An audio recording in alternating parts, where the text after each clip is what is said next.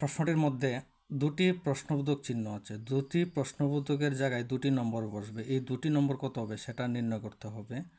তো প্রথমে আমরা দেখব এখানে প্রথম সংখ্যাটা হচ্ছে 4, এই জায়গার মধ্যে প্রথম সংখ্যাটা হচ্ছে 16, এখানে প্রথম সংখ্যাটা হচ্ছে 256, এখানে প্রথম সংখ্যাটা হচ্ছে 65,536। এই প্রথম সংখ্যাগুলি কিভাবে এসেছে সেটা আমরা প্রথম নির্ণয় করব।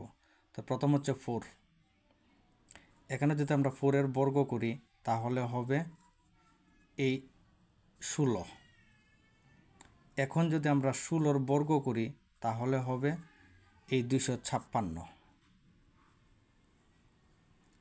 এখন আমরা 256 যদি বর্গ করি তাহলে হবে এই 65,536, 65,536। তাহলে প্রথম সংখ্যাগুলি কিভাবে এসেছে? বর্গ করে। বাকি সংখ্যাগুলিও বর্গ করব আমরা। তাহলে এখানে নাম্বারটি আছে 3। এখন যদি আমরা 3 এর বর্গ করি তাহলে হবে 9। তো 9 এর বর্গ যদি করি তাহলে হবে 81। তো 81 বর্গ যদি করি তাহলে হবে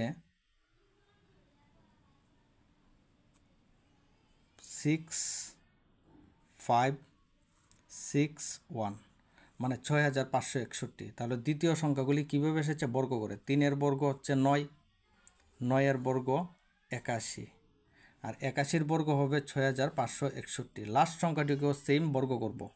তাহলে লাস্ট সংখ্যা এখানে আছে 2, এখানে যদি আমরা 2 এর বর্গ করি তাহলে হবে 4,